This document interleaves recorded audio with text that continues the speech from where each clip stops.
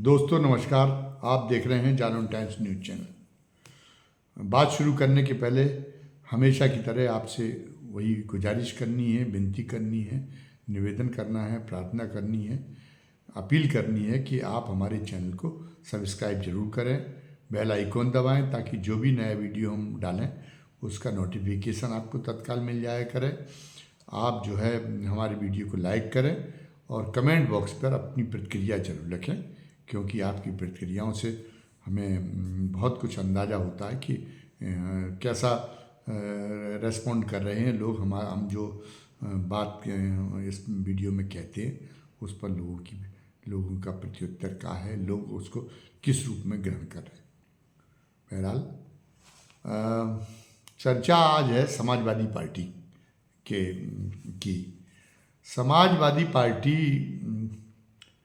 के को लेके एक बड़ी दिलचस्प और नई खबर सामने आई।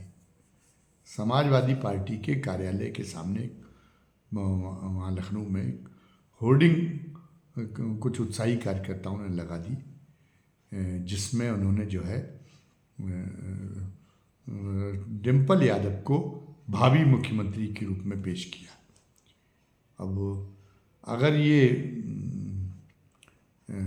ऐसा जानबूझकर न करवाया गया होता, ये इस ढंग के प्रचारित करवाने की मंशा समाजवादी पार्टी के नेतृत्व की न होती, तो अखिलेश जो है इसके खिलाफ, जो समाजवादी पार्टी के राष्ट्रीय अध्यक्ष है, वो हो सकता है कि ऐसा करने वाले कार्यकर्ताओं को ताकीद जारी करते, उनको कोई चेतावनी जारी करते। लेकिन अखिलेश ने कहा कि कार्यकर्ताओं की भावना है, कोई भी कार्यकर्ता किसी ढंग का कि भावना अगर कोई अपना ये रखना चाहता है तो उसके लिए क्या किया जा सकता है। मतलब एक तरह से अखिलेश यादव ने उसका अनुमोदन कर लिया है। तो अब चर्चा इस बात की चल पड़ी कि क्या डिम्पल यादव को मुख्यमंत्री के रूप में समाजवादी पार्टी की ओर से प्रोजेक्ट करने की कोशिश हो रही है, क्या तैयारी हो रही है, क्या जो अगला अब ये अखिलेश यादव ये देख चुके जो केंद्रीय राजनीति में, राष्ट्रीय राजनीति में विपक्षी कुनबे में जो इसमें उथल पुथल मची हुई है, वो ठीक वैसे ही दृश्य जैसे जनता दल की सरकार के पतन के बाद बन गया था, जब और हर कोई महत्वाकांक्षा पालने लगा था कि हम प्रधानमंत्री बन सकते हैं। तो कांग्रेस पहले तो कर्नाटक विधानसभा चुनाव के बाद कांग्रेस बहुत अपर हैंड हो गई थी, लेकिन जो हिंदी पट्टी के 3 राज्यों में उसकी हार हुई तो कांग्रेस का ग्राफ फिर नीचे चला गया। और उसके बाद में ये हो गया कि अब अगर कांग्रेस अगर 100 का अगर आंकड़े पर नहीं पहुंच पाती है, और तो समाजवादी पार्टी जैसी पार्टी अगर कोशिश करके, अगर मतलब वो भारतीय जनता पार्टी के बारे में ये कहा जा रहा है कि वो बहुमत की दौड़ से तब पीछे होगी जब उत्तर प्रदेश में उसको कम सीटें मिलेंगी।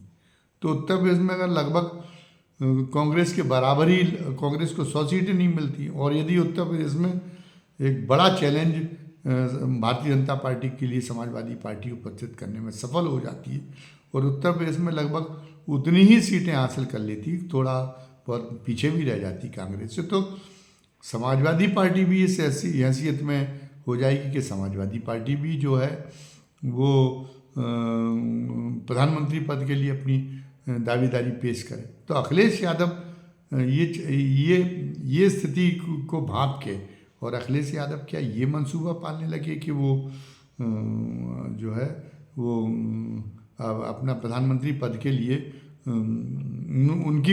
उनकी भी दावेदारी पेश हो, जैसे नीतीश कुमार की दावेदारी पेश हो रही है।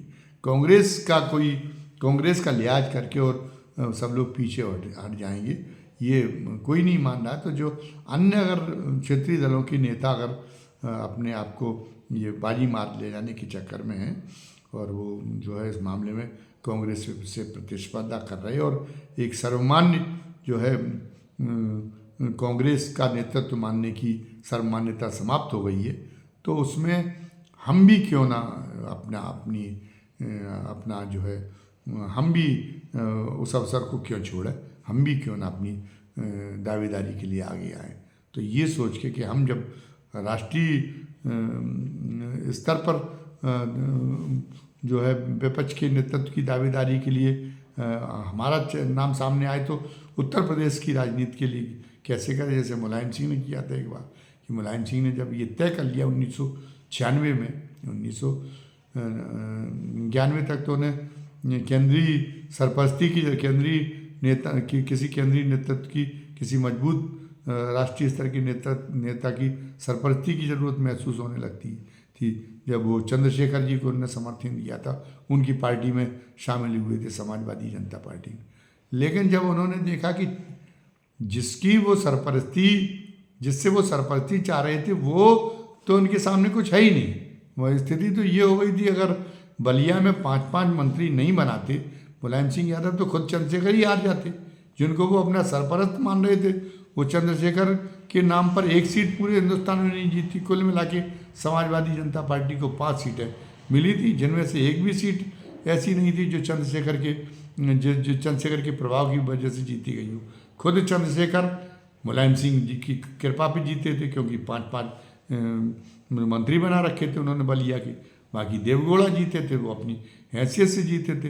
राम सागर रावत जीते थे बाराबंकी में, तो वो बेनी प्रसाद वर्मा की वहाँ तूती बोल रही थी, तो बेनी प्रसाद वर्मा के कृपा पात्र थे, इसलिए जीते थे। तो सारे के सारे विधायक सारे सांसद उस समय अपनी दम पर जीतने वाले थे। तो अब उन्हें लगा कि नहीं, जब कि हमें किसी अब सरपरस्त की ज़रूरत नहीं है। और 1996 का जब लोकसभा चुनाव का मौका आया, नरसिंह राव के प्रधानमंत्री का पूरा कार्यकाल पूरा होने के बाद में, तो ये था कि उस समय ये था कि गठबंधन की सरकारें सफल नहीं होती।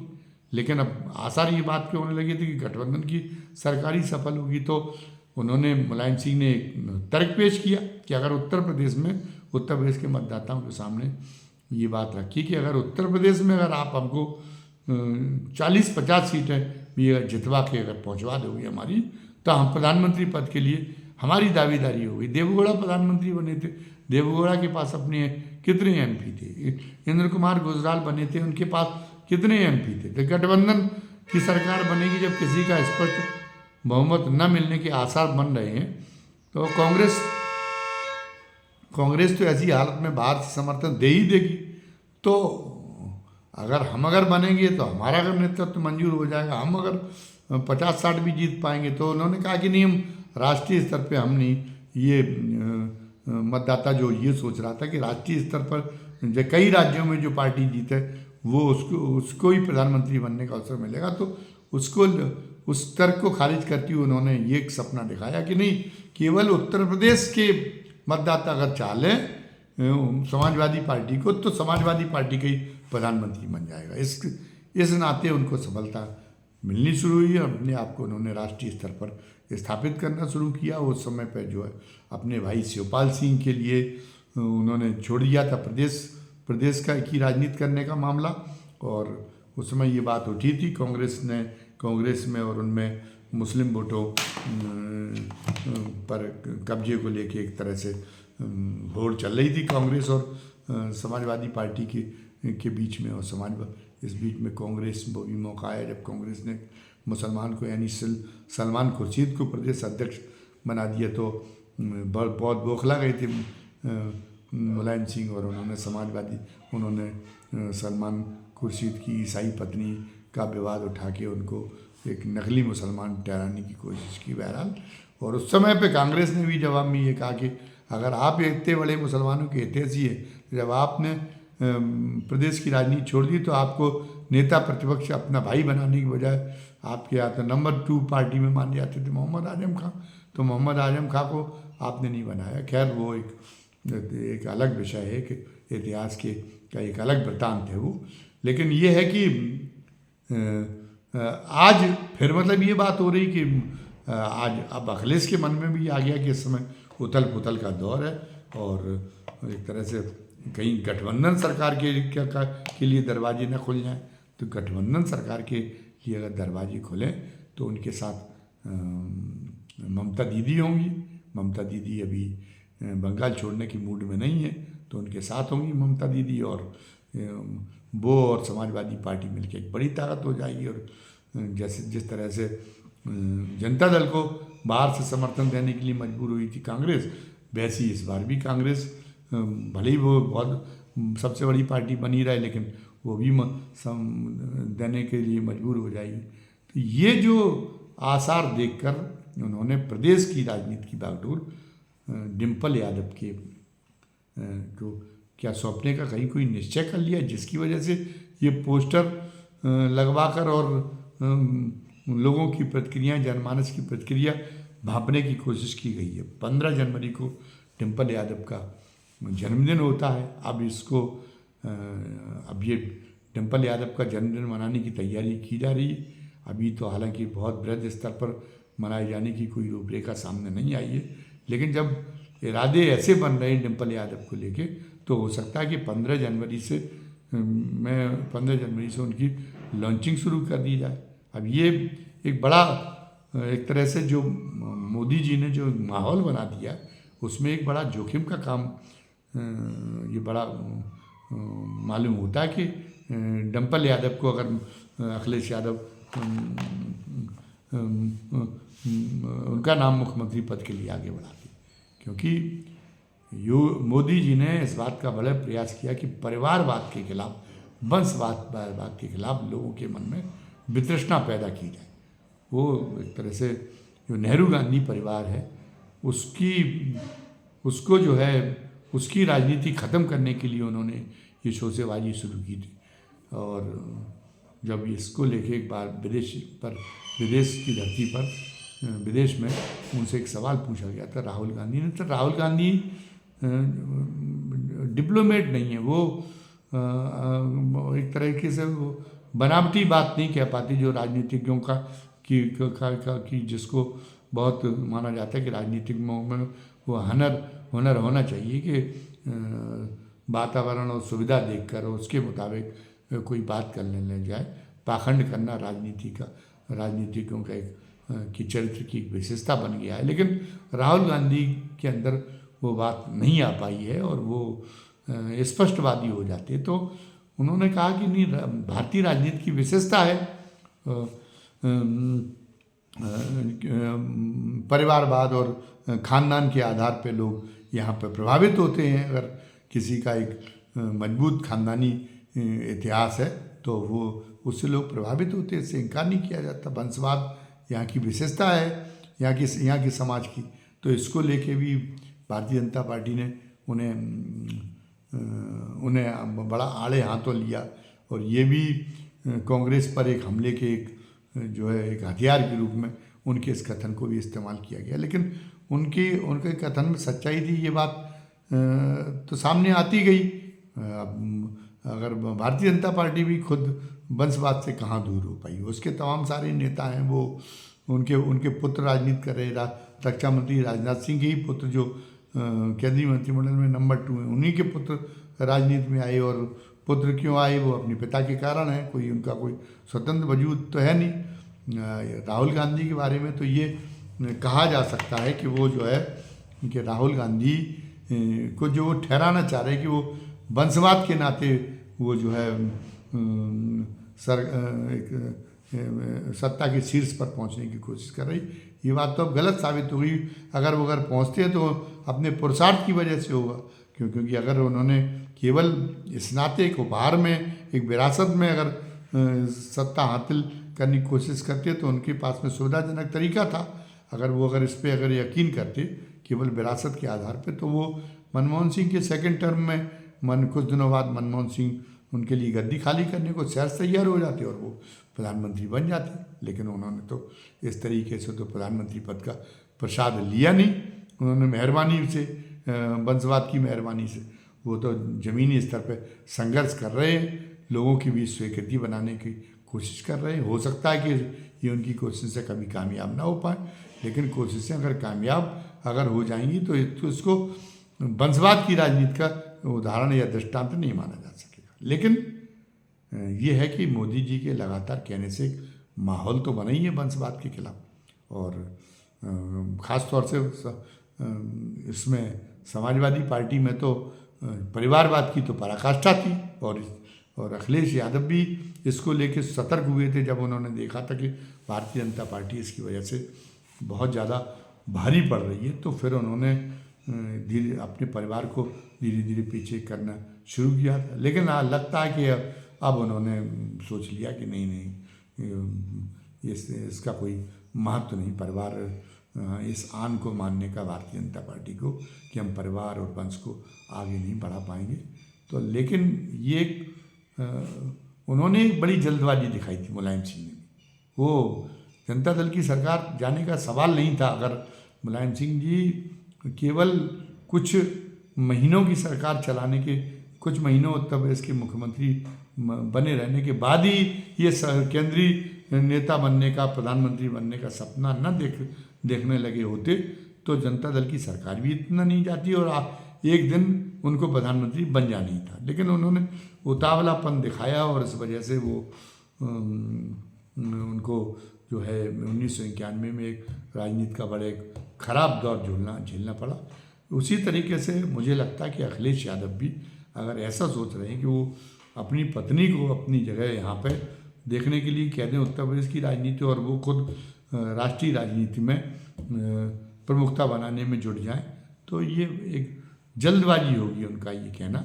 अभी उनकी जो उन्हें को भी जो मुख्यमंत्री पद मिला था वो वंशानुगत आधार पर मिला था, ये नहीं माना गया था कि उसमें पुरुषार्थ का कोई योग्य, और उनको लेके ये नहीं समझा गया था कि वो मुख्यमंत्री के रूप में सफल होंगे। इसको एक खराब चीज़ समझा गया था। अचानक उन्हें मुलायम सिंह ने उनको थोप दिया था और 3 साल तक इसकी वजह से उत्तर प्रदेश ने प्रशिक्षण का दौर झेला।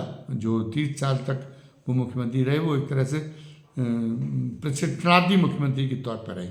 लेकिन फिर बाद की जो परवर्ती 2 सालों में जो उन्होंने अपना प्रदर्शन किया तो उन्होंने ये साबित कर दिया कि जो है वो एक बहुत ही उत्तर प्रदेश को एक अच्छी सरकार देने में सक्षम है। तो अब फिलहाल उन्हें 1-2 उत्तर प्रदेश में ये 1-2 कार्यकाल अभी और पूरे करने चाहिए। लेकिन अब इसके बाद में अब लोग डिम्पल यादव को अभी नहीं समझ रहे कि डिम्पल यादव जो है मुख्यमंत्री के रूप में उतनी कामयाब हो सकती हैं। भले ही वो उनकी रिमोट कंट्रोल से अखिलेश चलेंगी। अखिलेश ये कह सकते हैं कि अखिलेश का मार्गदर्शन उनको बराबर मिलता रहेगा। इसलिए वो अगर कभी ये मौका आ भी जाता है कि समाजवादी पार्टी की सरकार बनाई जाए तो बन जाए, फिर बनने का अवसर आ जाए उत्तर प्रदेश में और उस समय डिम्पल यादव को वो अपना मुख्यमंत्री का पद सौंपे। लेकिन ये जो है मतलब ये अभी इसका एक अच्छा संदेश नहीं जाएगा। अभी उन्होंने अगर इसमें लोगों की प्रतिक्रिया आंकने की अगर कोशिश की है ये होर्डिंग लगवा के, तो अब नहीं समझते कि ये लोगों की प्रतिक्रिया अच्छी होगी इस पर, और हो सकता है कि उनकी लोकसभा चुनाव की उनकी संभावनाओं पे भी इसका एक जो है प्रतिकूल असर पड़े। वैसे तो कुछ नहीं है, मोहन सिंह यादव और भजन लाल शर्मा मोदी जी जब ऐसे लोगों को मुख्यमंत्री बना सकते हैं जिनकी कोई पहचान स्थापित नहीं हुई है, तो फिर डिम्पल यादव भी मुख्यमंत्री बनाई जा सकती हैं, कोई बात नहीं है। वो हो सकता है कि डिम्पल यादव कामयाब हो जाए, लेकिन अभी उन्होंने जल्दबाजी कर रहे हैं अखिलेश यादव और कहीं ना कहीं अपना लोकसभा चुनाव की अपनी संभावनाओं में भी नुकसान पहुंचा रहे हैं, अपने खुद ही को नुकसान पहुंचाने का काम कर रहे हैं। अब वो क्या सोचते हैं इस बारे में और क्या वो किस तरीके से आकलन कराते हैं, उनका फीडबैक लेने के उनके क्या साधन होंगे, ये आगे देखने वाली बात होगी। बहरहाल धन्यवाद। जय हिंद, जय भारत।